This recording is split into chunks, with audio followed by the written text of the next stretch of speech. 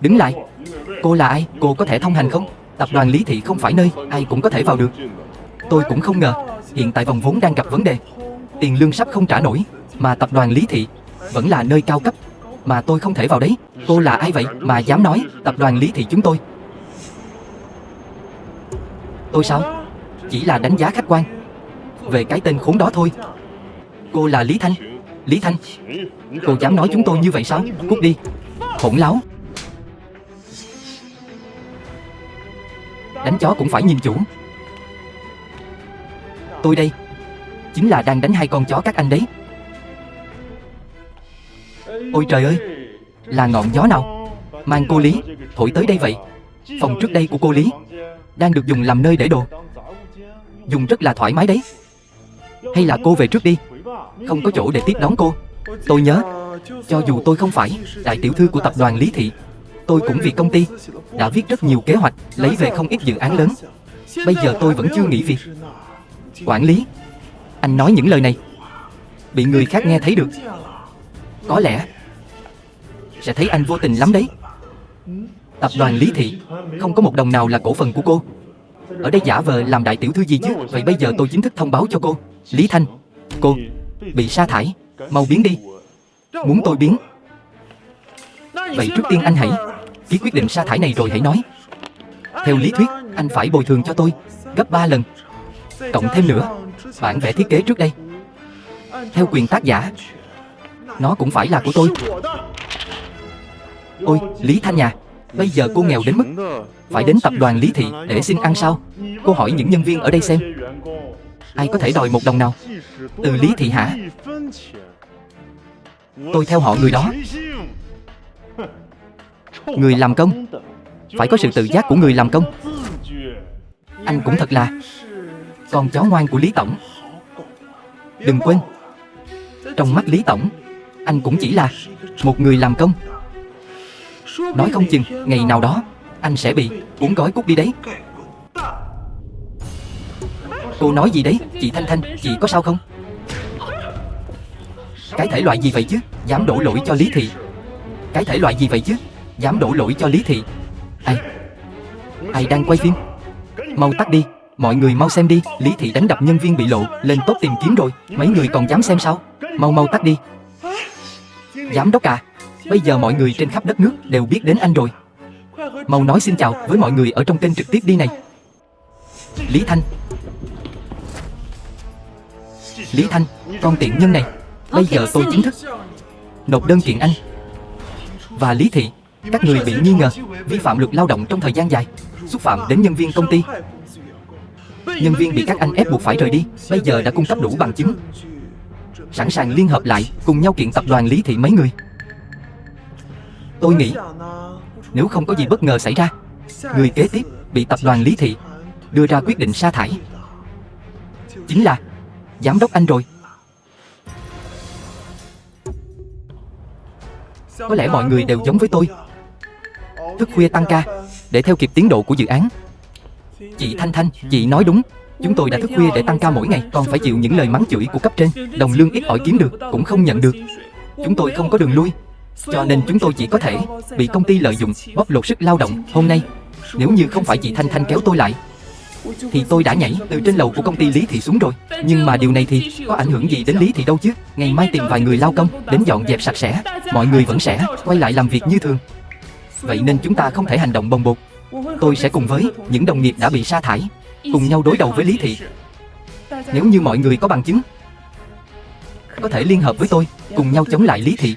Tập đoàn Bạch Vân bây giờ do tôi chính thức tiếp quản. Hiện tại bộ phận kế hoạch đang cần rất nhiều nhân tài. Nếu mọi người không chê thì có thể gửi cho tôi một phần hồ sơ. Tôi là một người sếp, cũng là một cựu nhân viên, sẽ đảm bảo cho mọi người có cuộc sống ổn định. Tiểu Nguyệt, tôi có bằng chứng vẫn luôn giữ ở đây. Chị Thanh Thanh, bên phía tập đoàn của chị còn đang trống vị trí nào không? Lý Thanh, cô đúng là xảo quyệt.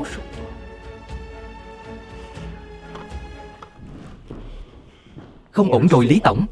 Thẩm Thị đột nhiên hủy hợp tác với chúng ta. Thẩm Thị sao? Thẩm Thị của Thẩm Quốc Hưng sao? Cửu gia sao? Lý Tổng à, chúng ta đã đắc tội với một nhân vật lớn như Cửu Gia từ khi nào vậy? Nhưng mà kế hoạch này, chúng ta đã rất cố gắng mới làm ra được mà. Cửu Gia à, tôi sẽ đi gặp anh ấy.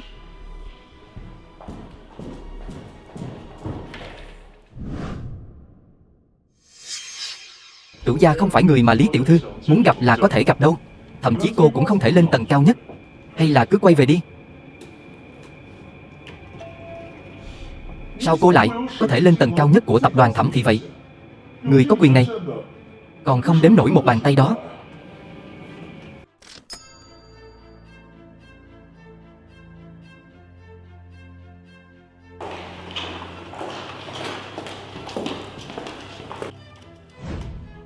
Tổng giám đốc Lưu à, đây là ai vậy? Ông đưa cái thể loại gì lên tầng cao nhất vậy hả? Lỡ như làm phiền đến Cửu Gia thì sao đây? Không phải, tôi muốn gặp Thẩm Quốc Hưng. Ngày nào cũng có rất nhiều người đến đây muốn gặp Cửu Gia.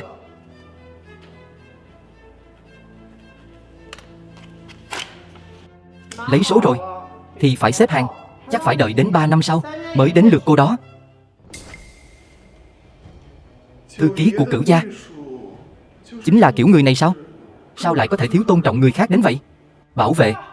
Bảo vệ đâu rồi? Đuổi con đàn bà điên này khỏi đây cho tôi. Ở đây hét toáng lên làm gì thế?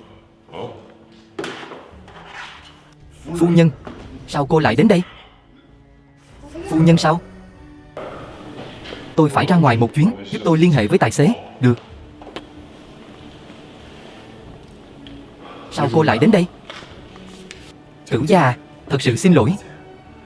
Thư ký của anh nói tôi muốn gặp anh thì phải xếp hàng đến tận 3 năm sau. Vậy thì 3 năm sau tôi sẽ quay lại. Để tôi xem ai dám cản cô ấy. Buông tay. Còn không mau đi. Thư ký, đến cả phu nhân mà cũng không nhận ra. Ngày mai không cần đến làm việc nữa. Lý Thanh, sao con lại ở đây? Này, ba đang nói chuyện với con đó. Con không nghe thấy sao? Ba hỏi con tại sao lại ở đây. Lý Tổng, tôi đã từ chức ở tập đoàn Lý Thị rồi. Vậy tôi đi đâu? Không cần phải báo cáo cho ông. Cái đứa vô ơn này. Ba nuôi dạy con lớn như vậy là để cho con phản bội Lý Thị sao? Ba, đừng lãng phí thời gian với chị ấy nữa. Chúng ta còn có việc quan trọng. Nói đúng lắm. Hãy đợi đấy. Sau này sẽ xử lý con. Kế hoạch cuối cùng cho dự án công trình Hải Lộ sẽ bắt đầu ngay bây giờ. Đây là toàn bộ bản về thiết kế cho dự án xây dựng khu vực uốn lượn của tập đoàn Lý Thị và tập đoàn Hải Lộ ở bên hướng đông nam. Chúng tôi lên kế hoạch xây dựng các công trình ven biển. Vì sao bản kế hoạch này lại trùng lặp quá nhiều với kế hoạch của chúng ta vậy? Trên đời này có nhiều chuyện tình cờ như vậy sao? Lý Tổng à, chúng ta phải làm sao đây? Trên đây là toàn bộ các phương án thiết kế của chúng tôi.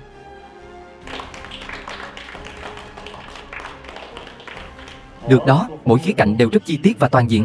Cô Lý đúng là tuổi trẻ tài cao đó. Lý Tổng à, ông có đứa con gái như vậy, tập đoàn Lý Thị có người kế thừa rồi. Nói quá rồi, nói quá rồi.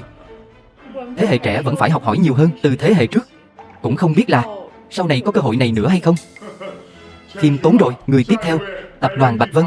Còn chờ gì nữa, mau bắt đầu đi, đừng làm chậm trễ thời gian của mọi người chứ.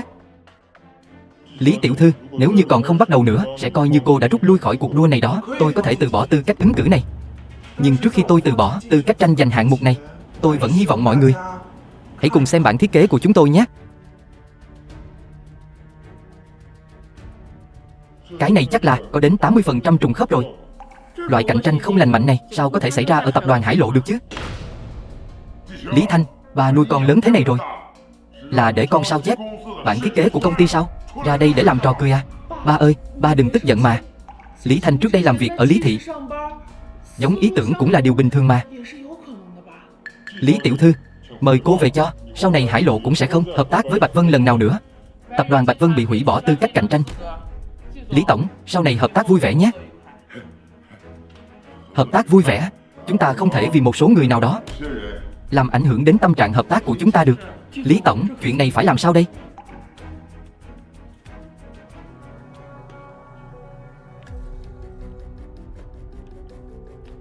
Cái này, ba thực sự không muốn xác nhận lại lần nữa sao?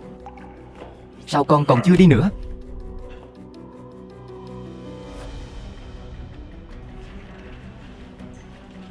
Điều 53.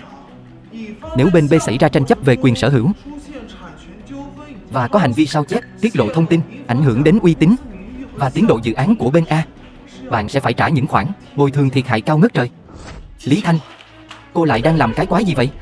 Tôi đã chờ giây phút này từ lâu rồi.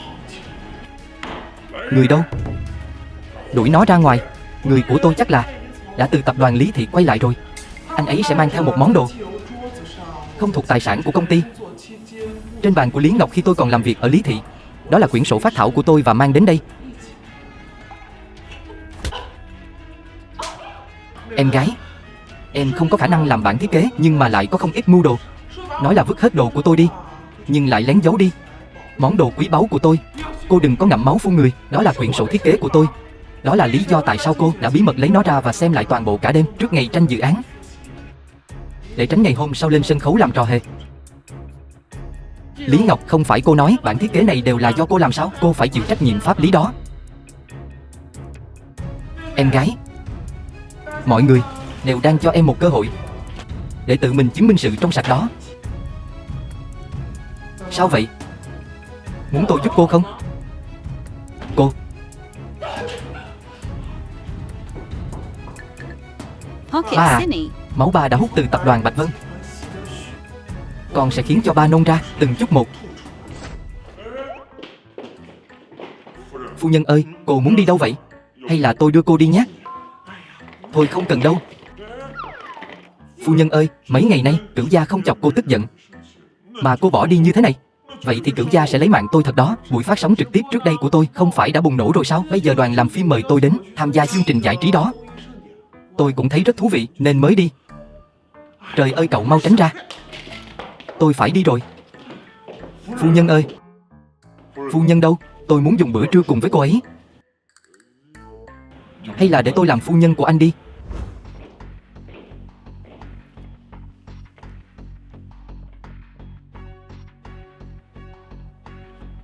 Không phải tôi đã nói cậu tôi muốn gì rồi sao? Tôi đã nói là muốn nước ấm. Là nước ấm đó. Nước lạnh như vậy sẽ làm hỏng cổ họng của tôi. Cậu có thể bồi thường nổi không? Tôi xin lỗi tiểu thư. Bây giờ tôi sẽ đi mua lại một ly khác ạ. Tiểu Trương này, đó là ai vậy? Là một cô minh tinh mới nổi. Giờ cô không có việc gì thì tốt nhất đừng có chọc vào cô ta. Vì cái tính cách đó của cô ta sao?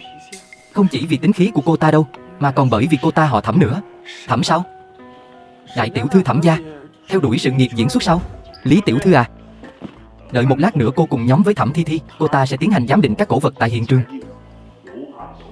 Cô ta là chuyên gia, cô hãy phối hợp với cô ta một chút nhé.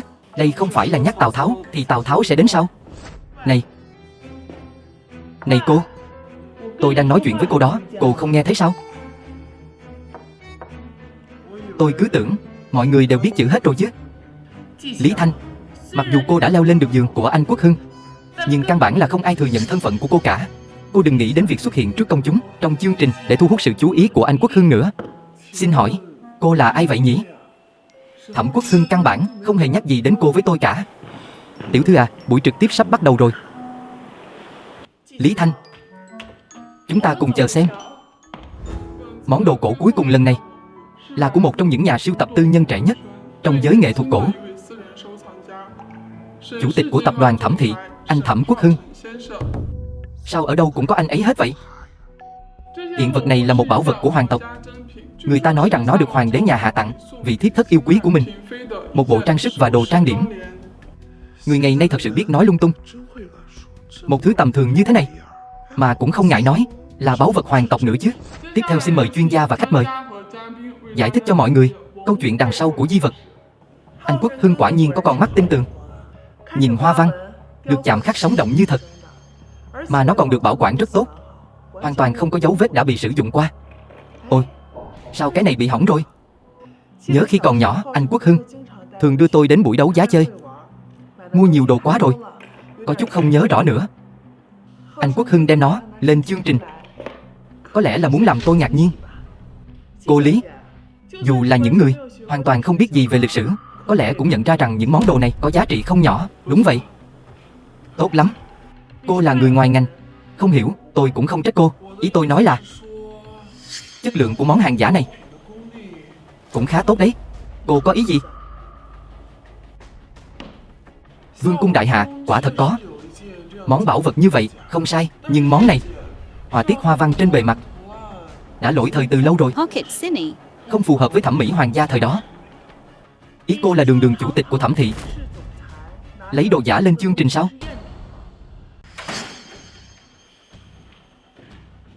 Cửu gia, phu nhân trong chương trình nói đồ anh tặng là hàng giả.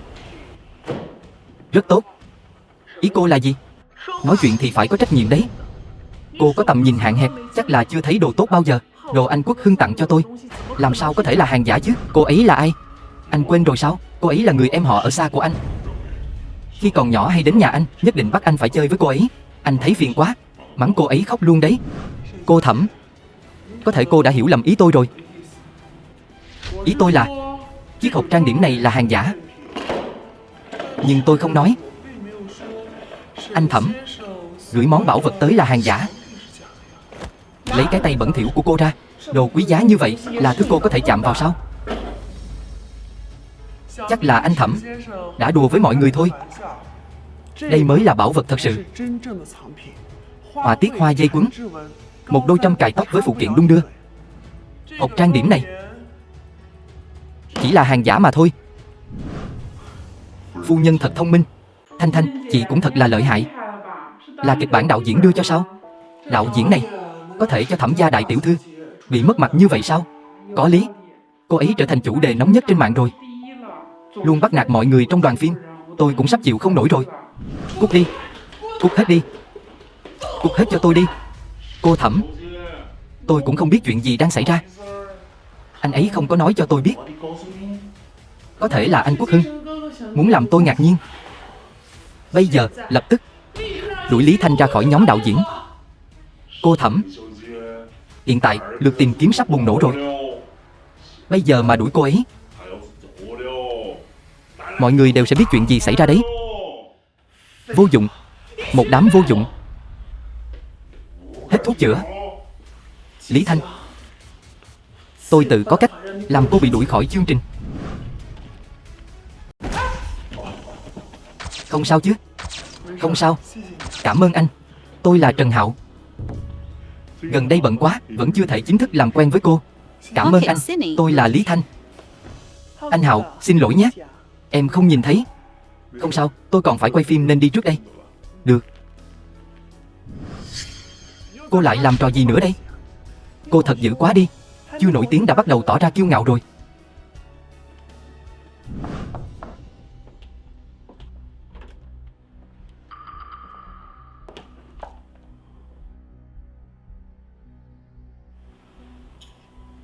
Kỳ lạ. Mình đâu có gọi đồ ăn.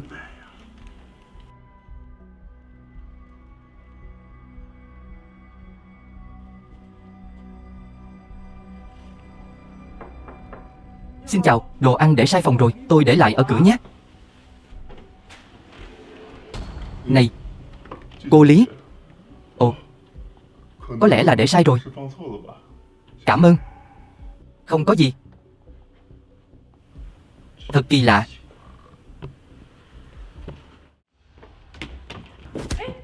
Ôi, thật ngại quá, cô không sao chứ? Không sao, không sao đâu, chỉ là một ly cà phê thôi. Cô Thẩm bảo tôi đi mua cà phê, vừa hay dư một ly nữa. Cô cầm lấy uống đi. Không cần đâu, cô cầm lấy. Cô Thẩm gọi tôi đi trước đây. Chị Thanh Thanh, cà phê của chị đây. Cảm ơn. Này, cà phê này sao có vị lạ thế? Ly cà phê vừa rồi bị đổ. Trợ lý của Thẩm Thi Thi cho tôi ly cà phê này. Chẳng lẽ ly cà phê này có vấn đề? Thẩm Thi Thi. Đúng vậy. Đợi một chút. Cô Lý, cô chính là người trong lòng của anh ấy. Tôi nói bắt đầu thì bắt đầu. Được thôi, đạo diễn, nào bắt đầu. Này, cô Lý, cô bị sao thế? Làm cái gì vậy? Thanh Thanh, mau gọi điện. Bọn ngốc các người.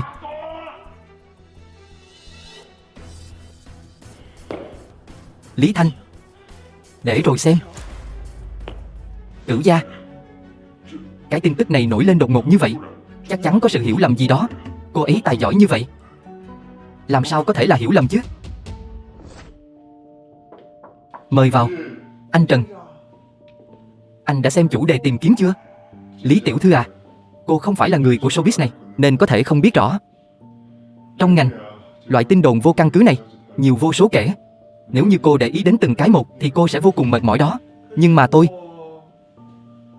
cứ để ý đó thì sao? Sao có thể để ý quá nhiều chó con như vậy chứ? Không trả lời chính là cách giải quyết tốt nhất. Nếu tôi nói đây là bút tích của Thẩm Thi Thi thì sao? Vậy thì anh Trần à, anh đã chịu khổ vì cô ta một cách vô ích rồi. Anh Trần, giúp một việc, có thể hay không?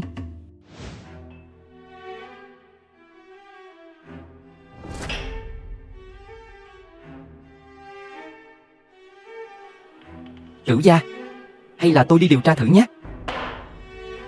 Cút. Thẩm tiểu thư à, cô có biết không?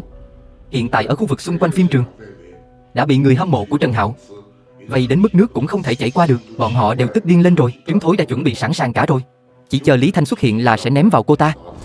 Lý Thanh cái con đàn bà vừa không biết xấu hổ, vừa không biết giữ đạo làm vợ này.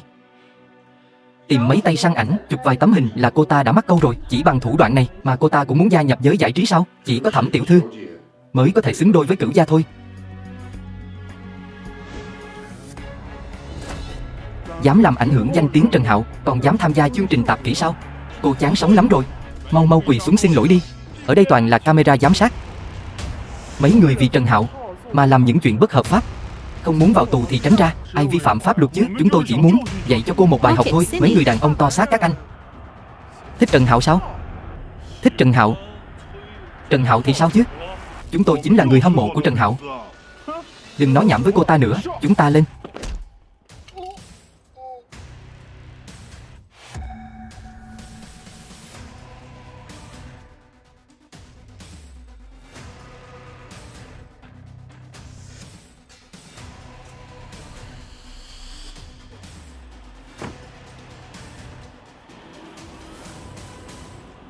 Sao anh lại đến đây?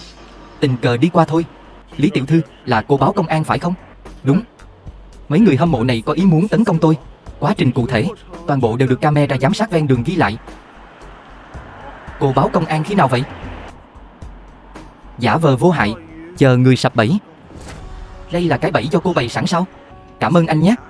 Mấy người hâm mộ này đều là trẻ vị thành niên không hiểu chuyện, nhưng mà họ vừa nói có một người gọi là chị Trần xúi giục bọn họ làm. Hy vọng trở về anh có thể điều tra nghiêm ngặt về họ. Đây là việc tôi nên làm mà.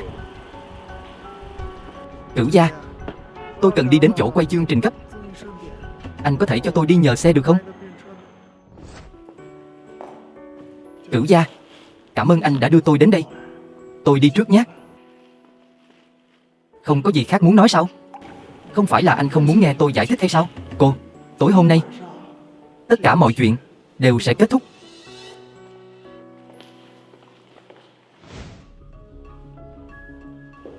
Lý Thanh, sao cô lại đến đây? Tôi không ở đây. Vậy thì Thẩm tiểu thư nghĩ tôi nên ở đâu đây? Tôi chỉ là không ngờ tới cô bị dân mạng mắng như vậy mà còn có thể mặt dày đến đây đó. Vậy sao? Tôi còn tưởng là Thẩm tiểu thư đây đã làm chuyện gì đó rồi chứ. Cô đang nói gì vậy? Tôi nghe không hiểu. Sao anh ta lại đến đây vậy? Không ngờ anh ta vậy mà lại đến đây.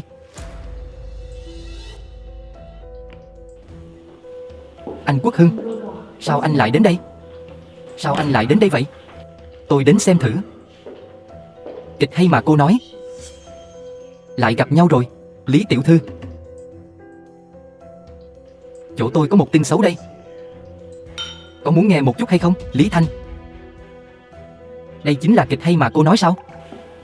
Đừng vội mà, kịch hay sắp bắt đầu rồi.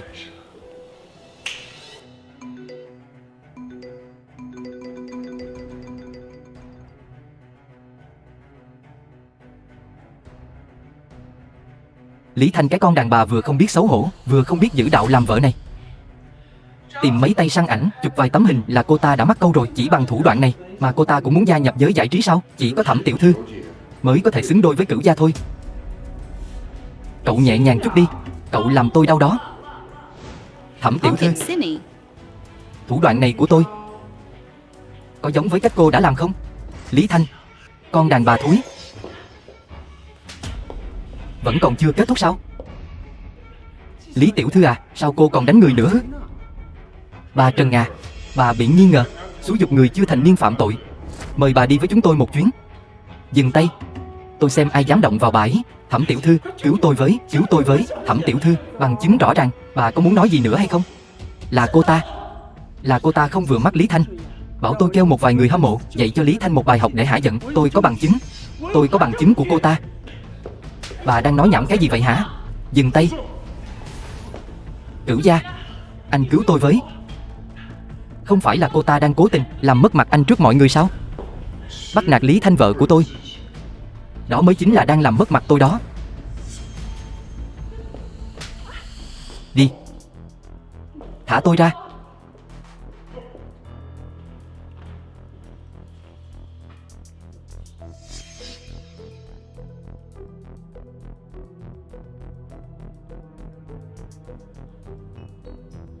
Vợ ơi, không ly hôn nữa có được không? Xem tâm trạng thế nào đã. Lý tổng, thuốc của chúng ta sau khi đưa ra thị trường gây ra chấn động lớn trong ngành. Chỉ mới vài ngày, định giá của công ty đã tăng lên mấy chục lần. Không ngờ sẽ có một ngày, y học cổ truyền Trung Quốc lại có thể gây áp lực thị phần của thuốc Tây. Đây đều là công lao của Lý tổng. Được rồi, phòng nghiên cứu và phát triển sản phẩm sắp thành công trong việc nghiên cứu và phát triển loại thuốc mới. Mọi người hãy chuẩn bị cho nhiệm vụ của mình. Hãy chuẩn bị cho việc ra mắt sản phẩm mới. Tan học.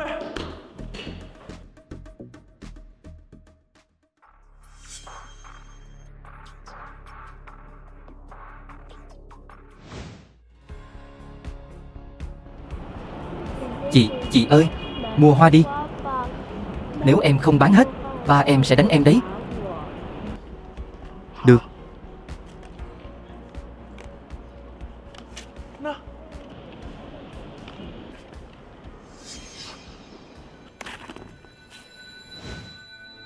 Lý tổng, đừng giả vờ nữa. Gần đây, công việc kinh doanh của Lý tổng khá tốt đấy. Kiếm được nhiều tiền lắm nhỉ? Những người dân bình thường như chúng tôi, nhìn thôi cũng muốn có một phần. Nói đi, công thức thuốc của tập đoàn Bạch Vân rốt cuộc là gì? Người bình thường đưa công thức cho anh rồi, anh xem có thể hiểu sao? Im miệng, mau chóng giao ra đi. Những tên bắt cóc bình thường chỉ muốn có tiền, nhưng không phải theo cách này. Nói đi, ai bảo các anh làm? Cô cũng khá là thông minh đấy. Biết hậu quả của việc không nói không? Anh, lại đây. Tôi chỉ nói với anh thôi. Đại ca, một người phụ nữ mềm yếu thì có khả năng làm gì chứ?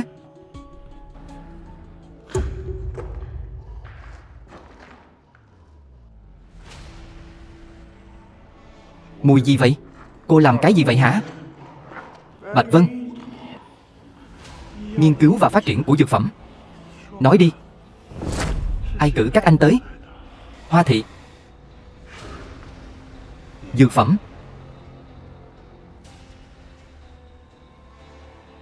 Đại ca, sao anh nói ra rồi? Là thuốc làm nói ra sự thật. Nếu như cô cũng đã biết rồi, vậy tôi sẽ diệt khẩu cô.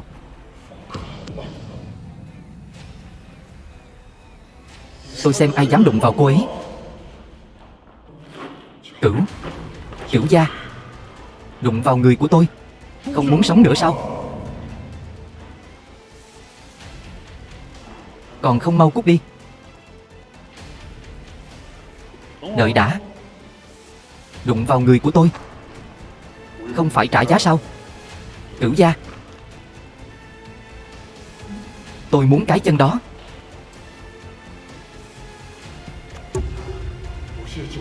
Cảm ơn cửu gia tha mạng. Cửu gia, anh vẫn như mọi khi. Anh hùng cứu mỹ nhân, vẫn còn tâm trạng đùa giỡn sao? Sao rồi? Sao thế? Chóng mặt hả? Thanh Thanh. Thanh Thanh.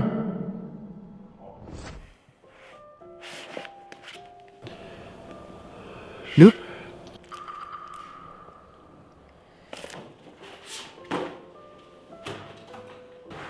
Chậm thôi.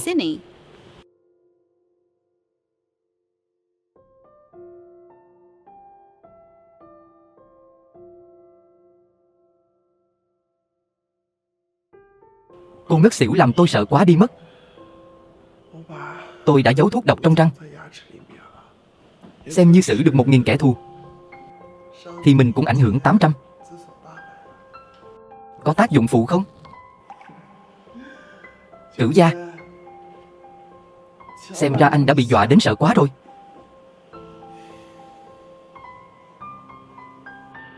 Cảm ơn anh đã chăm sóc cho tôi. Họ chỉ đang bắt nạt cô vì cô còn chưa có cơ sở vững vàng. Nếu cô nhất định phải tự mình làm, từ nay tập đoàn Thẩm Thị sẽ đứng ra chứng thực cho cô. Tôi xem còn ai dám dùng thủ đoạn này với cô. Cửu gia, anh đối xử với tôi như vậy, tôi không biết phải báo đáp ra sao.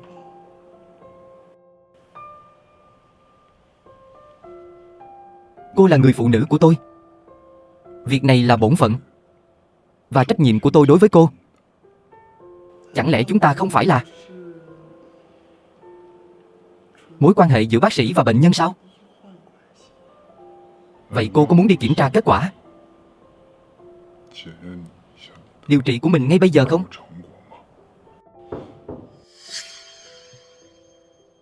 Nếu cậu không có việc chính đáng thì ngày mai không cần phải đi làm việc nữa. Cửu gia, không hay rồi. Đơn thuốc của phu nhân bị lộ ra rồi. Bây giờ trên mạng có khắp nơi. Lý Ngọc đó, cô ta nói phu nhân chúng ta ăn cắp bí mật của công ty. Cổ phiếu của tập đoàn Bạch Vân giảm mạnh. Tôi thật sự không biết trong đầu cô ấy có thể nghĩ ra cách gì tốt mà tôi có thể để tâm tới. Phu nhân, đơn thuốc của cô bị lộ rồi. Tôi không biết trong tay Lý gia sao lại còn có một bản.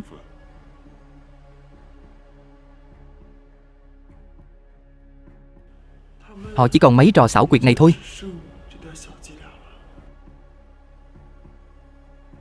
Hẹn gặp anh ở buổi họp báo.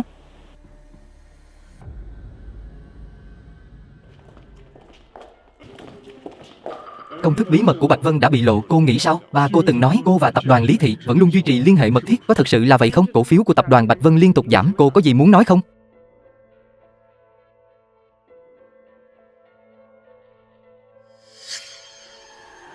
Lý Thanh, xem kìa, đại diện của dược phẩm Hoa Thị đã đến rồi. Cô đó, mau chóng nhường chỗ này lại đi. Chị à, không lẽ chị đến một mình sao? Làm sao? Bị báo giá làm mất tinh thần rồi sao? Cô đó, mau quay về chỗ cô nên ngồi đi. Cái ghế ở cửa ra vào đấy.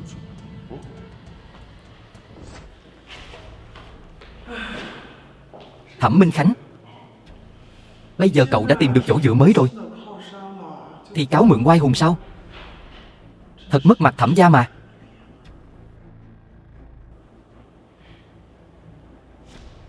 Đây là đại diện Hoa Thị sao? Xin chào. Chúng ta không phải lần đầu gặp mặt. Cái chân bị gãy của tên bắt cóc đã nhận được rồi chứ? Lý Thanh, cô đừng có mà đắc ý. Lát nữa sẽ có chuyện hay cho cô xem. À đúng rồi, tôi quên nói. Vì để làm rõ sự thật cho mọi người, tôi đã đặc biệt xin phép để phát sóng trực tiếp toàn bộ quá trình. Chỉ là không biết hôm nay cuối cùng ai sẽ thân bại danh liệt. 1 tháng trước, tập đoàn Bạch Vân dưới quyền sở hữu của Lý Thanh, thuốc do công ty phát hành, được hợp tác nghiên cứu và phát triển giữa dược phẩm Hoa Thị và tập đoàn Lý Thị.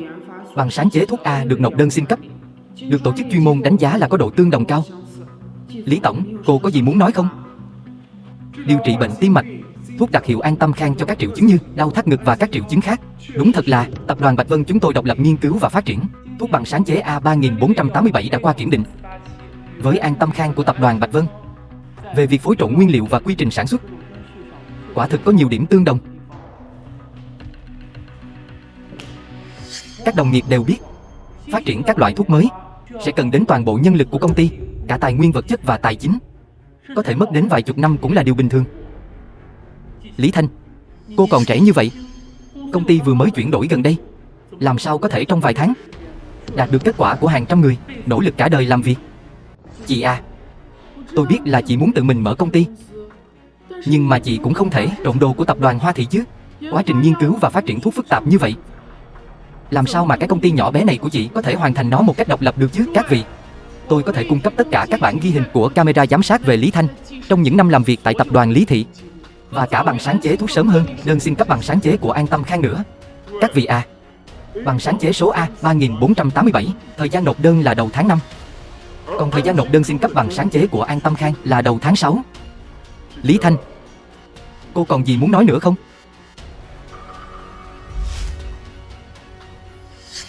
Pocket Simi.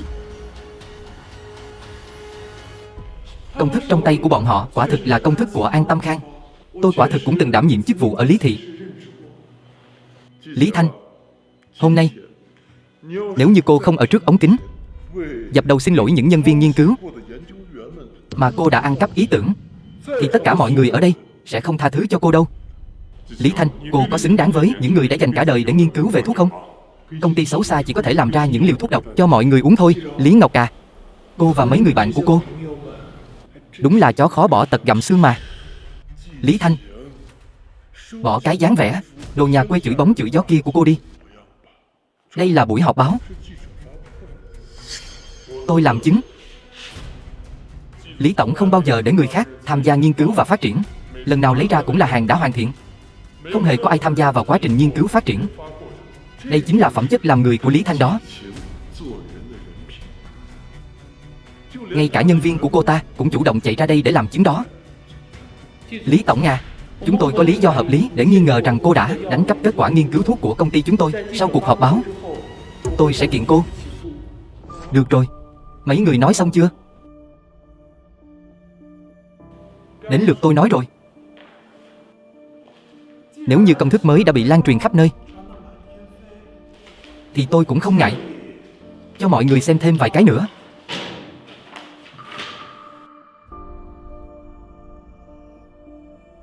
Mấy thứ này là những bản thảo thử nghiệm pha chế thuốc trước đây của tôi. Những ghi chép nghiên cứu của mấy người e rằng chỉ là đang đẩy mạnh công thức cuối cùng thôi, và thu được những bản ghi chép thí nghiệm bị sai lệch.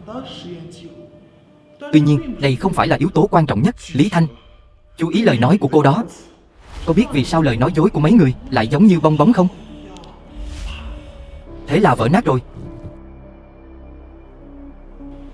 Công thức của An Tâm Khang bắt nguồn từ cuốn sách cổ này, và cuốn sách cổ này là của mẹ ruột tôi, được truyền lại từ ông bà tổ tiên. Cha dượng đã chiếm đoạt bất hợp pháp tài sản của mẹ tôi trong hơn 20 năm qua, và cuốn sách cổ này cũng được cất giữ trong két sắt ở Thụy Sĩ suốt 20 năm qua. Lý Ngọc à, nghiên cứu của cô là do tổ tiên của tôi báo mộng về cho cô sao? Vậy thì cô có mơ thấy mẹ tôi đang tìm cách lấy mạng cô hay không? Cô, không phải mấy người đã nói là chắc chắn sẽ không có sai sót nào? Câm miệng. Mấy người vẫn còn dám hợp tác với loại người này sao? Không sợ là mấy người sẽ là Hoa Thị tiếp theo hay sao?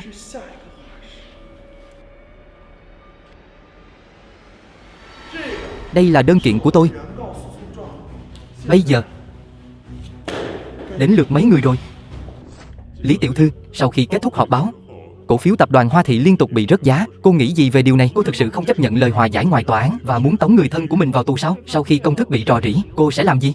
Tôi muốn tuyên bố một tin tức. Tôi muốn công khai toàn bộ công thức gốc trong sách cổ. Hy vọng những người tri thức trong xã hội sẽ cùng tôi khôi phục lại công thức để mang lại lợi ích cho cộng đồng. Đồng thời, tôi sẽ trích 50% lợi nhuận của công ty trong tương lai để quyên góp toàn bộ cho các tổ chức phúc lợi xã hội. Cô Lý có tầm nhìn rộng lớn, thật đáng ngưỡng mộ. Doanh nhân trẻ giỏi nhất không ai khác chính là cô Lý. Khi nào có thể có nhiều người giống cô Lý hơn đây?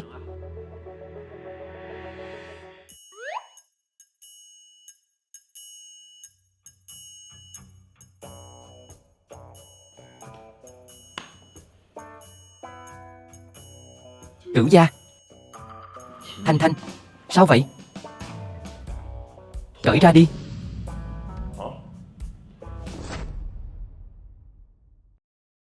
Bây giờ đã đến lúc kiểm tra kết quả rồi. Chẳng lẽ chúng ta không phải mối quan hệ bác sĩ bệnh nhân chân thành, trong sáng sao?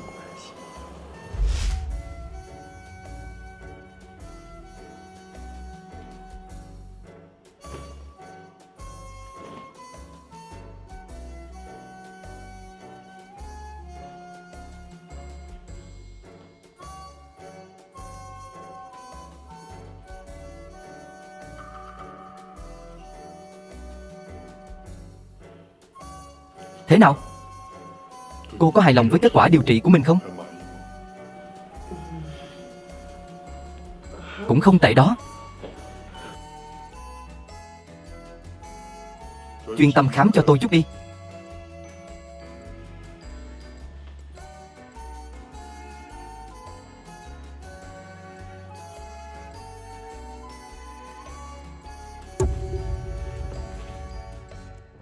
Bây giờ anh tự cởi hay là để tôi cởi đây?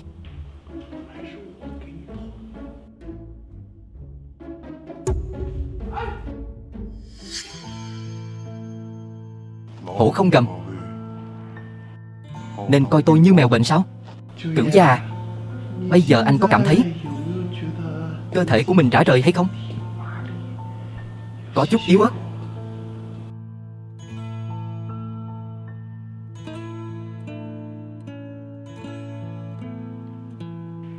Gần đây có một chút. Cô lại làm chuyện kỳ quặc gì nữa rồi? Tác dụng của thuốc lần này hình như có hơi mạnh quá rồi. Lần sau tôi sẽ giảm liều lượng cho anh một chút. Cô nói gì cơ?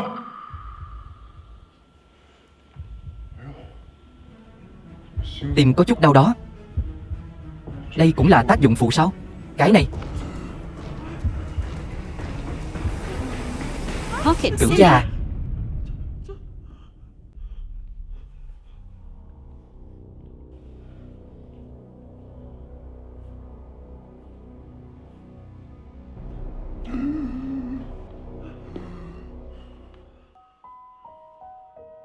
Cửu gia, có đỡ hơn chút nào không? Có chuyện gì vậy?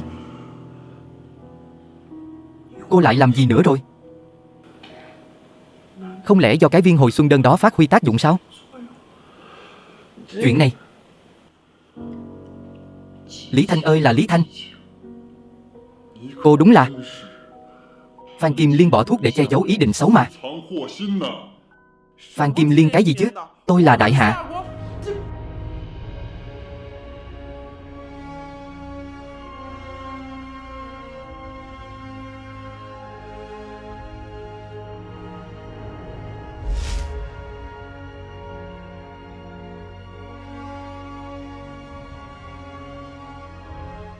Bây giờ anh đã có thể đi xa như vậy rồi.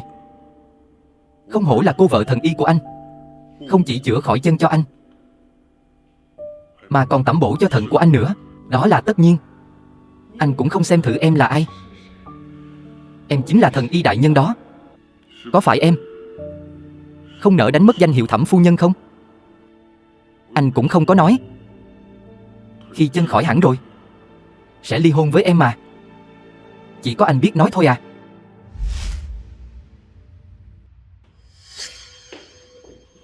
Cửu gia, phu nhân, cô ấy có việc phải đi trước. Cô ấy đi đâu rồi? Cô ấy đi xem những phát hiện mới nhất của những ngôi mộ được khai quật trước đây. Chuẩn bị xe, đưa tôi qua đó. Chủ nhân của lăng mộ bí ẩn xuất hiện do động đất ở Hải Thành đã được xác định là vị hoàng đế bí ẩn nhất của vương triều Đại Hạ, Võ Đế. Và điều khiến mọi người bất ngờ nhất là bên cạnh Võ Đế còn có một cô gái bí ẩn được chôn cùng.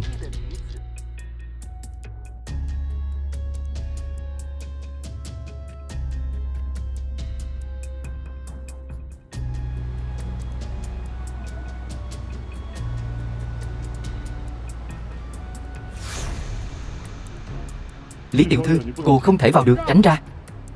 Tôi có giấy phép. Tại sao lại không thể vào chứ? Pocket City. Xin mời Lý tiểu thư về cho. Ở đó có con gì kìa?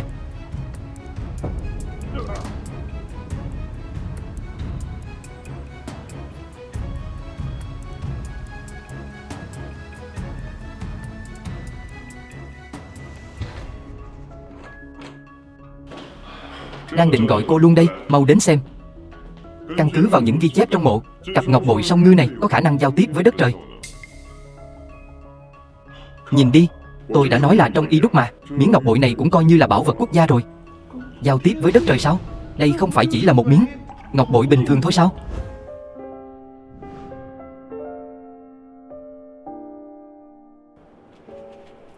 Miếng ngọc bội song ngư xinh đẹp thế này mà ngài muốn tặng cho ta sao? Ngươi thích thì cứ lấy đi. Lời ta nói còn có thể là giả được sao? Nếu không thì chúng ta ghép chúng lại thử xem nhé. Chuyện này, đây là bảo vật quốc gia đó, không ổn đâu, không sao. Thanh Thanh, theo anh về nhà, có được không? Em không muốn. Thẩm Quốc Hưng, rốt cuộc thì anh đang giấu em cái quái gì vậy? Thanh Thanh, cuộc sống hiện tại không phải đang rất tốt sao? Tập đoàn ngày càng phát triển mạnh mẽ, những người em không thích cũng đã bị xử lý rồi. Nhưng mà em cũng có quyền được biết sự thật mà. Em không thể nào bị anh giấu giếm cả đời như vậy được.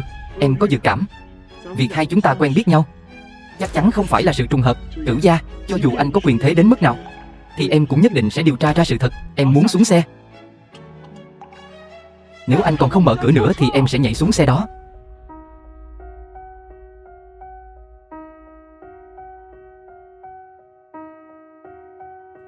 Bác Tài, đi đến viện khảo cổ học.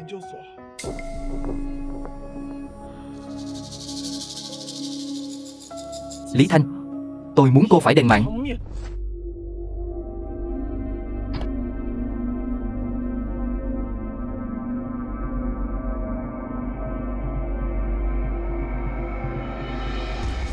Đây không phải là Lý đại tiểu thư sao? Sao bây giờ lại suy bại thành bộ dạng như thế này rồi?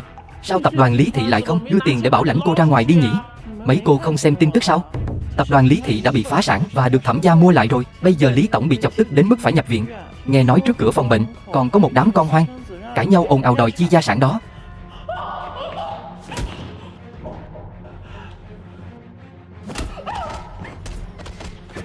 Thả tôi ra.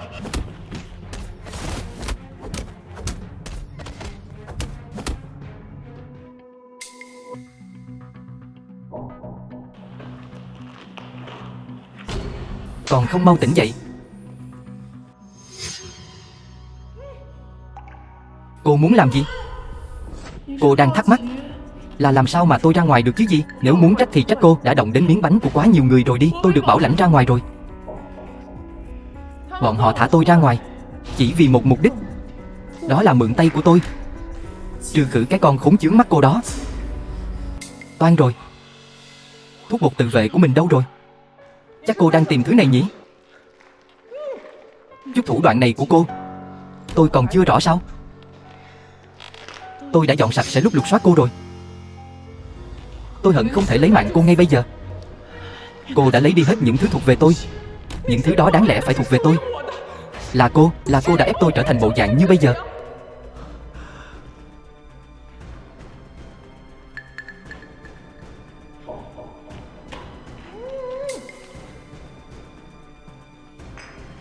Bây giờ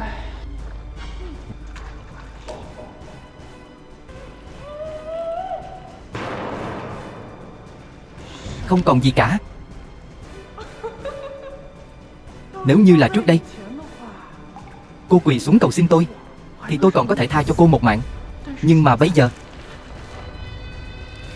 chị ơi đừng sợ. Em gái sẽ đích thân tiễn chị trên đường xuống Hoàng Tuyền.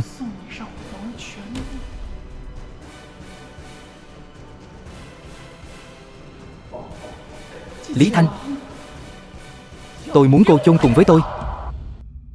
Thanh Thanh,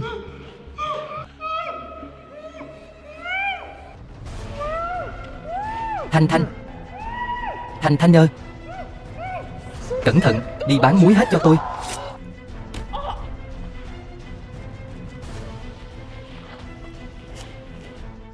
Muốn đi sao? Ba ơi, con là con trai của ba mà. Cái đồ con trai bất hiếu, chọc ai không chọc, lại đi chọc Cửu gia. Ba cũng không bảo vệ mày được. Mau cút đi, tao sẽ coi như chưa từng sinh ra đứa con nào như mày. Ba ơi, đừng mà ba ơi, con thực sự biết sai rồi mà. Con thực sự biết sai rồi. Mau cút đi cho ba. Ba ơi.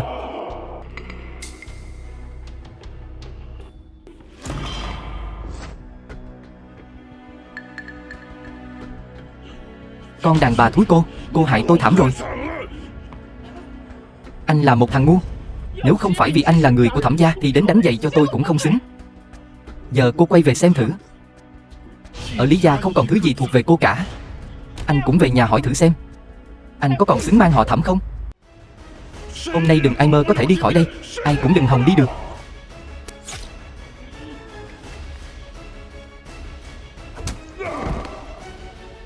Quốc Hưng, Quốc Hưng ơi. Quốc Hưng, cố gắng một chút, cố thêm chút nữa. Tiểu Thanh, Thẩm Quốc Hưng. Anh, rốt cuộc anh là ai? Thẩm Quốc Hưng. Anh, rốt cuộc anh là ai? Đồ ngốc.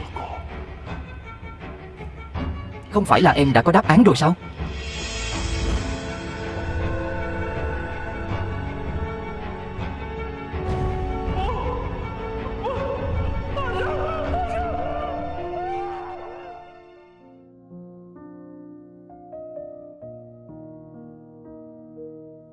Cửu gia, anh vừa vặn xem kịp tập cuối rồi. Tập cuối gì cơ? Chính là cái bộ phim về Cẩu Hoàng đế và vị thần y đã lui về sống ẩn nơi núi rừng đó. Tiểu Thanh, em vẫn chưa bỏ đi sao? Tất nhiên là em không đi rồi. Hơn nữa năng lực của thần y em đây lợi hại vô cùng luôn. Anh nhìn đi, anh vẫn còn sống này. Nhưng mà Cửu gia ơi, đầu óc anh lại làm sao thế? Một cuộc đấu giá náo nhiệt như vậy, sao tôi có thể bỏ lỡ được chứ? Gà rừng cắm thêm lông phượng hoàng, mà còn thật sự coi mình là phượng hoàng sao? Thẩm Vân, em gái của Thẩm Minh Khánh. Sao vậy? Cô có đủ tư cách tham gia cuộc đấu giá cỡ này sao? Đây không phải là thiết kế cao cấp mới nhất của Kevin sao? Sao lại ở chỗ của cô vậy? Cô ta sao? Chắc chắn là đã được đại gia bao nuôi rồi. Cô muốn được bao nuôi không? Tôi giới thiệu cho cô nhé. Cô, Tiểu Vân à, đừng nói nữa. Chúng ta đừng làm hỏng việc tốt của người ta chứ. Tôi và cô Lý chỉ là đang bàn chuyện làm ăn thôi. Hai người các cô đừng nghĩ nhiều nữa. Hơn nữa chúng tôi đang bàn là chuyện kinh doanh lớn của Vịnh An Thủy đó. Kinh doanh sao? Chắc là cô đang mượn danh tiếng của Lý gia để đi lừa đảo chứ gì. Chị ơi, chị mới từ dưới quê lên, làm sao chị có thể hiểu những thứ này được? Nếu mà ba biết được chị ở bên ngoài nói mấy lời nhảm nhí này thì sẽ tức giận lắm đó. Lôi thiếu gia à, người phụ nữ này quá khứ tình cảm rất phức tạp. Anh cẩn thận kẻo bị lừa đó. Tôi không hiểu việc kinh doanh. Không giống như em gái đây. Tôi ở khách sạn bắt gặp cô đang bàn chuyện làm ăn với Hoàng tổng. Miệt mài quên ăn quên ngủ luôn mà. Tôi còn phải học hỏi từ cô nhiều lắm đó. Cô đang nói nhảm cái gì đó? Chị Ngọc, sao có thể đi cùng với đồ biến thái đó được chứ? Bớt vu khống người khác đi. Đúng không, em gái? Được rồi, cô đó, cô chỉ là một con thúi leo lên giường của một người tàn tật mà thôi. Người chú tàn tật của tôi không thể thỏa mãn cô, nên cô ra ngoài quyến rũ người khác. Tiểu Vân à, cô đừng tức giận mà. Có thể là chị gái quá thiếu tiền rồi. Cho nên là thiếu tiền sao? Thiếu tiền nên phải đi bán thân sao?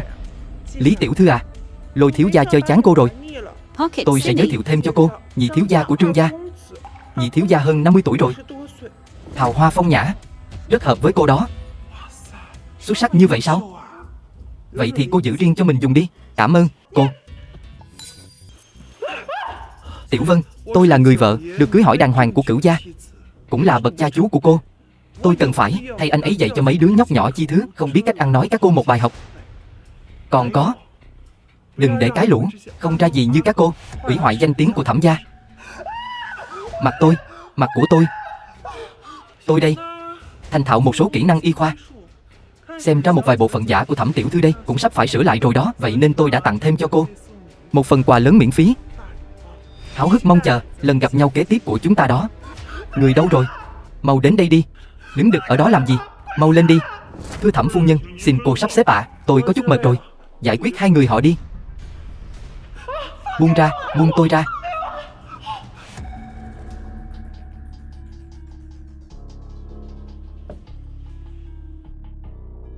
Tôi là người vợ được cưới hỏi đàng hoàng của Cửu gia, cũng là bậc cha chú của cô.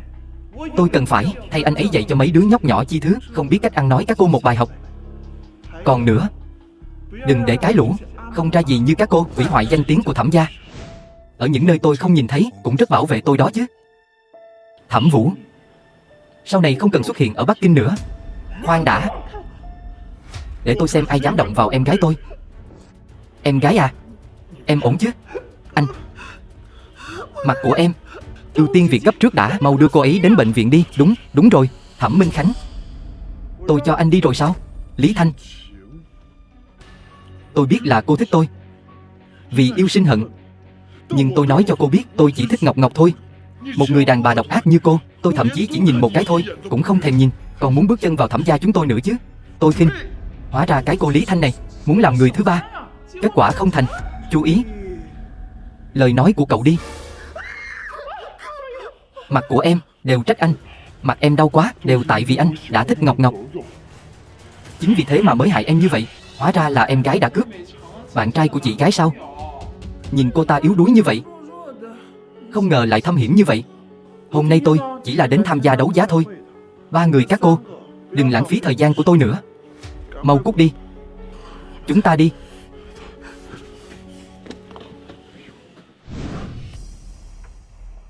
Pocket Simi. Con đàn bà thúi Lý Thanh đó chính là vì có Cửu gia chống lưng, nên cô ta mới dám bắt nạt Tiểu Vân như vậy. Cái tên tàn tật đó chẳng qua chỉ là do may mắn được sinh ra ở nhà chính. Vừa rồi các vệ sĩ của Cửu gia đều ở đó. Nói như vậy, chắc chắn anh ta cũng ở đó. Chúng ta đến buổi đấu giá làm gì? Em nghe ý tứ của Lý Thanh. Anh ta cũng đến để tranh Vịnh An Thủy. Giống với mục tiêu của anh sao? Coi như cũng có mắt nhìn đó. Vịnh An Thủy được định giá 200 tỷ. Cái này cũng quá đắt rồi đi. Nhưng em nghĩ nếu như có thể tranh về được, lợi nhuận chắc chắn sẽ tăng gấp đôi. Anh Minh Khánh, buổi đấu giá sắp bắt đầu rồi. Anh ơi, đừng quan tâm em. Nhanh đến buổi đấu giá tranh mảnh đất đó về đi. Em muốn chà đạp con đàn bà Lý Thanh và cả Thẩm Quốc Hưng dưới chân của mình. Sao lần này lại để vị hôn phu cũ của mình đi một cách dễ dàng như vậy nhỉ? Buổi đấu giá mới là khởi đầu của kịch hay cơ? Sao Kim đi cùng mặt trăng, còn mặt trời thì nuốt chửng sao Mão? Sắp có một chuyện lớn xảy ra đó. Hiện tượng thiên văn này, ngọn hải đăng phía đông này, vài ngày nữa sẽ có động đất. Cô đùa tôi à? Đó là Vịnh An Thủy, vài ngày nữa sẽ được bán đấu giá. Hơn nữa, đã tiến hành khảo sát địa chất rồi. Không có vấn đề gì đâu. Đấu giá sao? Cửu gia à, anh có muốn đi xem với tôi không? Các vị khách quý, hôm nay chúng tôi sẽ đấu giá Vịnh Kinh Dương, lô đất số 3, 2022. Giá khởi điểm là 20 triệu, 30 triệu, 50 triệu, 100 triệu. Chị gái từ dưới quê mới lên, không có kiến thức gì.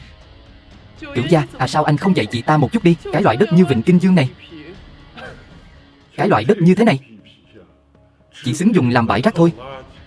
Chị gái của em có mắt nhìn tốt đó chứ. Mảnh đất này còn không bằng chiếc nhẫn mà anh Minh Khánh đã mua nữa. 100 triệu, lần 3, giao dịch thành công. Sau đây là Vịnh An Thủy, lô đất số 5, 8569. Giá khởi điểm 50 tỷ, 60 tỷ, 70 tỷ, 80 tỷ, 100 tỷ.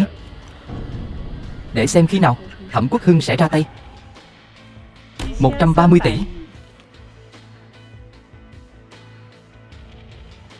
200 tỷ, 250 tỷ. Mức giá này cũng cao quá rồi đi.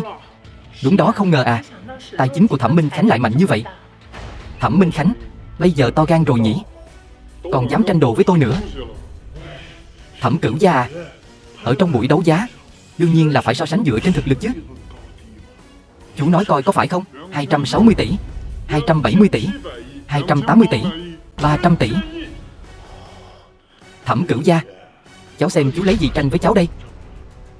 Tôi nói chứ Thẩm Minh Khánh, hay là cậu giữ lại một chút tiền cho em gái cậu phẫu thuật thẩm mỹ đi. 330 tỷ. Anh Minh Khánh à, ngân sách của chúng ta chỉ có 100 tỷ thôi. Cái này cũng vượt quá rồi đó.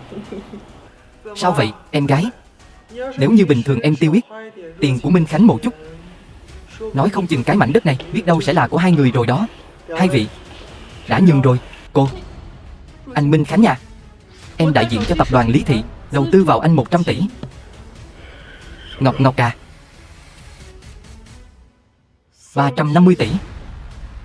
Cửu gia à, con số này đã đến giới hạn của Thẩm Minh Khánh rồi, có thể dừng lại được rồi. 380 tỷ đồng. Cửu gia, anh làm cái gì vậy? Mảnh đất này là tôi mua về để tặng cho Thanh Thanh, quà mừng cưới đó. Chọn chồng nha, vẫn phải chọn người có chút năng lực. Nếu không thì sẽ bị làm khó dễ khắp nơi đó. Lý Thanh, cô câm miệng cho tôi. Tổng số tiền vốn lưu động của tập đoàn và số tiền huy động được tổng cộng chỉ có 350 tỷ. Mình tranh không nổi. 380 tỷ lần một. Toan rồi. Thẩm Pocket Minh Khánh City. không tranh nữa rồi. 380 tỷ lần một. Thanh Thanh à, tối nay chúng ta hãy đến nơi cao nhất của Vịnh An Thủy Khui Sâm Banh đi. Ăn mừng vui vẻ một chút. Chị Thanh Thanh đỉnh quá đi, lớn lên xinh đẹp, năng lực cũng giỏi nữa. Mặt tôi, mặt của tôi. Con đàn bà thúi. Hôm nay ông đây sẽ cho cô nếm thử xem thế nào là lái xe lửa. Các anh em, lên. Mấy người đừng có đắc ý quá. Em gái à, loại đàn ông tôi không cần. Mà em còn nhầm thứ rác rưởi này thành báu vật. Đợi đến khi cuộc đấu giá này kết thúc, cô vẫn nên đi tìm Hoàng tổng kia của cô để chơi đi. Ngọc à. Hoàng tổng gì cơ? 380 tỷ lần 2. 380 tỷ, 400 tỷ. Ngọc à, em làm cái gì vậy? Anh Minh Khánh à, anh cứ coi mảnh đất này làm nhân chứng cho tình yêu của chúng ta. Nói cho toàn bộ người của thành phố Toàn Hải biết. Cô, Lý Ngọc à, tại sao cái gì cô cũng muốn tranh với tôi hết vậy? Chị ơi, lần này tôi lại thắng tiếp rồi. Các vị à, cùng nâng ly chúc mừng nào. Thẩm tổng à, chúc mừng nhé. Sau này, hạng mục phát triển của Vịnh An Thủy đừng quên phần của anh em nhé. Vịnh An Thủy này sẽ là minh chứng cho tình yêu của tôi và Ngọc. Đến lúc chúng tôi tổ chức đám cưới, Hoàng tổng nhất định phải đến tham dự đó nhé. Chắc chắn rồi. Thẩm Quốc Hưng à, chú thấy rồi chứ? Tháp Sâm Banh này chỉ có người ra giá cao nhất của cuộc đấu giá mới có thể uống nó. Còn chú vẫn đưa người đàn bà hư hỏng mà tôi không thèm. Cút về nhà đi. Trong bữa tiệc của tôi không nên có người đàn bà hư hỏng này. Đúng đó, không có con đàn bà hư hỏng.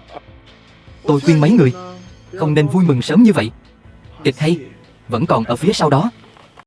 Đợi đến khi anh Minh Khánh của tôi khai phá Vịnh An Thủy rồi, chúng ta sẽ trở thành những người ưu tú nhất của toàn thành phố. Ngọc à, đến lúc đó anh sẽ ở nơi cao nhất của Vịnh An Thủy, xây dựng khách sạn sang trọng nhất, tổ chức cho em một đám cưới long trọng nhất. Anh Minh Khánh à, anh tốt quá đi. Đúng rồi, đám cưới của chị gái vẫn chưa tổ chức. Hay là chị cầu xin tôi đi. Tôi sẽ bảo anh Minh Khánh của tôi làm bù cho chị một cái lễ ở Vịnh An Thủy nhé. Kẻ tiểu nhân này một khi đã được quyền được thế chính là cái thái độ như vậy. Lý Ngọc à, cô đã rút ra 100 tỷ từ tập đoàn Lý Thị, đổ ngược tiền vào nhà họ Thẩm làm của hồi môn. Cô nói xem nếu ba biết được chuyện này sẽ cảm thấy thế nào đây? Đợi đến khi Vịnh An Thủy phát triển rồi, số tiền này tôi sẽ trả lại cho Lý Thị gấp đôi. Người không có cổ phần như chị không cần phải lo lắng đâu. Chú Chín à, bữa tiệc chúc mừng của tôi sắp bắt đầu rồi. Thế nào? Có cần đợi tôi đuổi chú ra ngoài không? Mời nhé. Tôi nghĩ cậu sẽ sớm không còn tâm trạng để tổ chức tiệc chúc mừng rồi đó.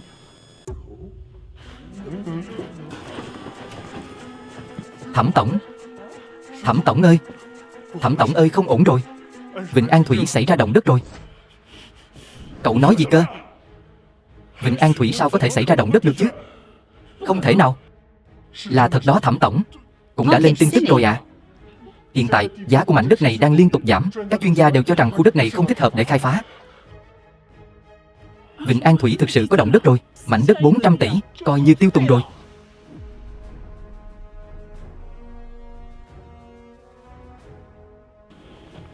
Thẩm Minh Khánh, mảnh đất Vịnh An Thủy có trị giá 400 tỷ, nhưng công ty của cậu thì nhiều nhất là 200 tỷ thôi. Bán đất công ty đi cũng không trả nổi. Thẩm tổng à, tôi muốn rút vốn của dự án lần trước. 2 tỷ cậu nợ tôi lần trước vẫn chưa trả đó. Cút đi, cút hết đi. Em gái à, sao nghe xong tin tức lại không đứng nổi thế này?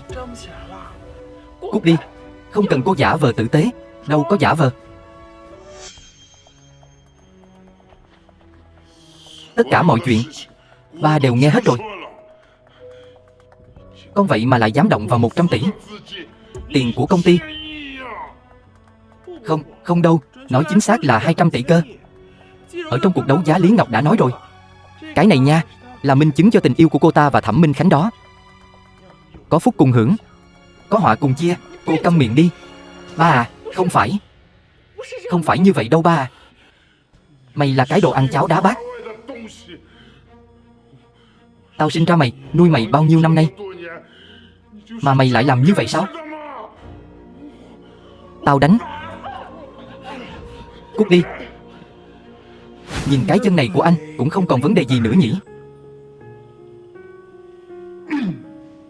Khoảng thời gian này con ngoan ngoãn một chút cho ba, dỗ cho ông nội vui vẻ. Nếu mà ông nội biết về chuyện 200 tỷ đó thì không ai cứu nổi con đâu. Con biết rồi mà ba, công ty là của ba. Nói một là một mà. Ông nội không quản được con, chỉ có ba mới có thể quản con thôi. Cũng đúng thôi. Chuyện của công ty đương nhiên là do ba quyết định. Vẫn là Ngọc Ngọc nhà chúng ta hiểu chuyện nhất. Cũng không biết tại sao ông nội lại mời cái đồ xui xẻo Lý Thanh đó về tham gia tiệc mừng thọ nữa. Nghĩ đến thôi đã thấy tức rồi. Là ai đang nói cháu gái của tôi là đồ xui xẻo vậy hả? Nói nó thì nói thôi. Ngọc Ngọc, lại đây, mau qua đây cho bà nội nhìn cái nào. Bà nội ơi, cái cô Lý Thanh đó sao còn chưa đến nữa vậy?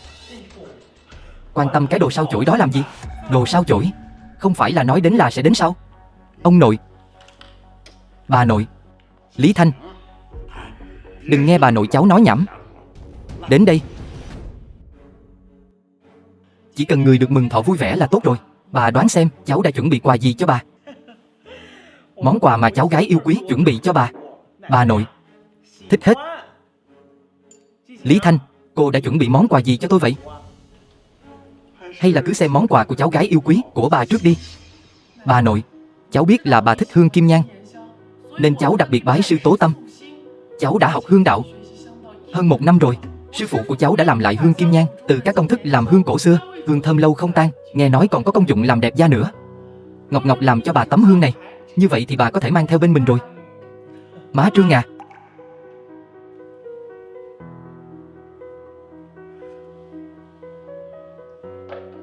Pocket Cine.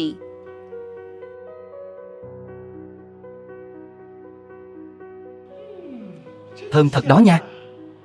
Bà vừa ngửi nó thôi thì đầu óc của bà đã tỉnh táo hơn rất nhiều rồi.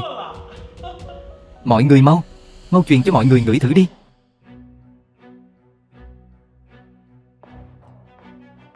Mùi hương dễ chịu. Lý Ngọc vậy mà lại học từ thầy Tố Tâm. Đệ tử cuối cùng của thầy Tố Tâm thảo nào có thể làm được hương kim nhang.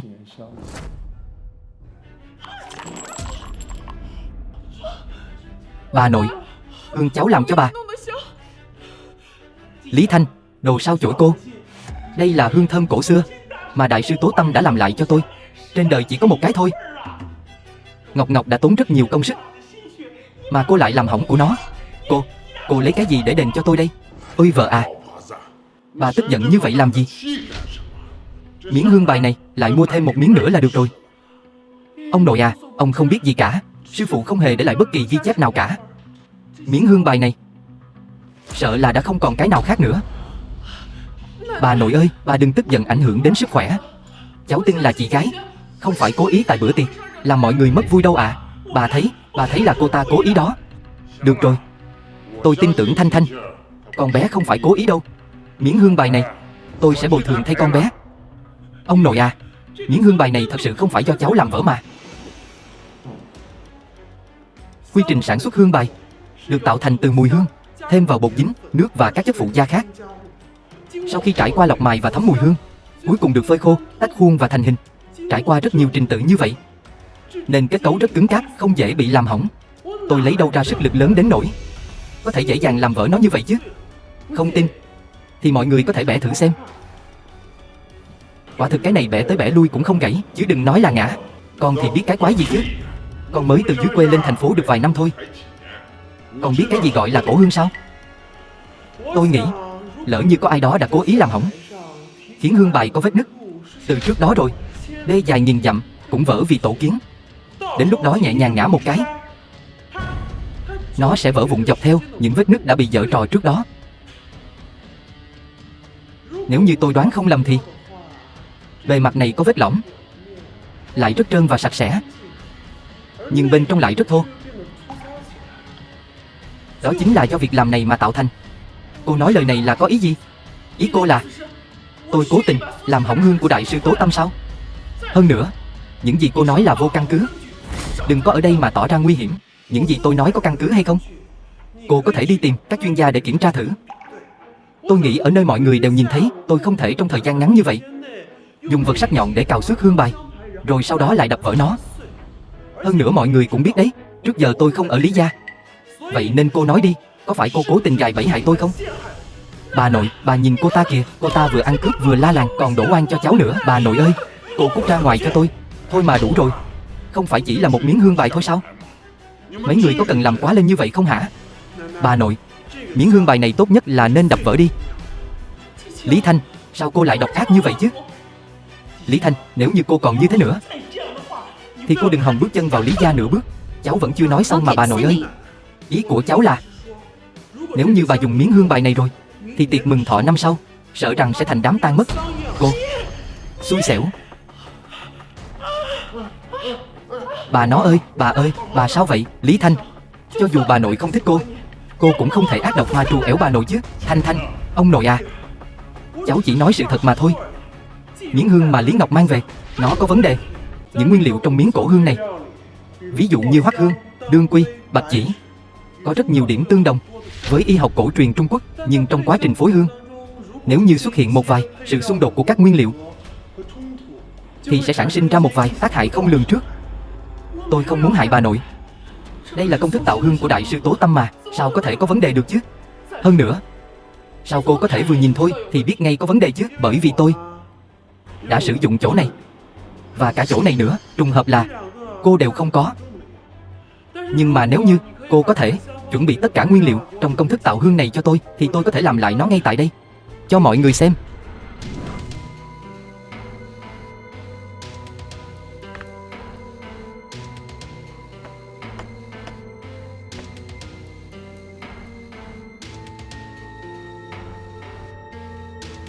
Cái miếng hương này, những bước trước đã hoàn thành, còn thiếu một bước ủ hương nữa là hoàn thành bước cuối cùng rồi. Có hơi lâu đấy, nhưng mà mùi hương đã gần như y hệt rồi. Không tin mấy người ngửi thử đi. Hương quả thật rất thơm, giống y đúc. Còn về những bằng chứng khác thì tôi đã mời đến bên có quyền lực nhất. Cửu gia đến rồi. Tố Tâm, nghệ nhân làm hương nổi tiếng. Cô ơi, em đừng gọi tôi là cô nữa. Cô là Tố Tâm sao? Đúng vậy, tôi ở tại đây. Trước tiên xin lỗi tất cả mọi người, do tôi dạy bảo đệ tử không nghiêm, suýt nữa thì gây chuyện lớn rồi. Miếng hương này quả thật có vấn đề. Hương này là do tôi tìm tòi nghiên cứu trong nhiều năm mới có thể có được công thức làm hương. Nhưng trong quá trình này, tôi cả ngày đồng hành với công thức làm hương này. Dần dần tôi phát hiện cơ thể mình không khỏe. Mấy ngày trước tôi mới có thể hồi phục lại được. Nhưng mà điều mà tôi tuyệt đối không ngờ tới là Lý Ngọc, cô ta đã lấy sản phẩm thí nghiệm bỏ đi của tôi đến đây tranh công. Lý Ngọc, cô thực sự hết thuốc chữa rồi. Lý Ngọc à, sao cháu lại dám trộn đồ chứ? Bà ơi, cháu chỉ muốn làm bà vui thôi. Cháu không biết. Cô ơi, em, Lý Ngọc à, cô là người không ngay thẳng. Sau này, đừng đến chỗ tôi nữa. Cô ơi, em sai rồi, em. Cửu gia, tôi không có học trò nào như nó. Tôi rất hổ thẹn. Xin phép đi trước.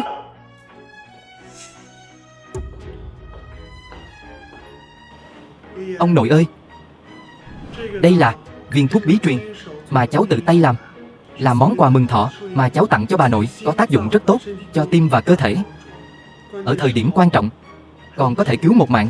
Bởi vì có người muốn vu oan giá họa cho cháu, nên cháu sẽ ở trước mặt mọi người để mọi người chứng kiến một chút, tránh cho gây ra nhiều phiền phức. Đúng vậy, ông cụ Lý, chắc là ông vẫn chưa biết phải không? Vậy thì trên dưới Lý gia của ông đều đã giấu kín chuyện này với ông rồi. Cháu gái hiếu thảo của ông đã trộm 200 tỷ của tập đoàn để đầu tư, kết quả là hoàn toàn trắng tay. Thật đúng là ba nào con nấy mà. Sự nghiệp mà ông xây dựng trong nhiều năm sắp bị người ta tiêu hết sạch rồi. Đồ bất hiếu, con nói rõ cho ba biết, rốt cuộc thì chuyện gì đang xảy ra vậy? Ba à, chuyện này không thể trách con mà. Chuyện này tất cả là tại đứa con gái bất hiếu này. Lý Ngọc à, 200 tỷ này hết sạch hết rồi sao? Bà nó ơi, ông nội bà nội, tim của bà cháu trước giờ không khỏe. Bây giờ phải làm sao đây? Bà nội, ông nội, để cháu. Pocket Cinny. Bà ơi,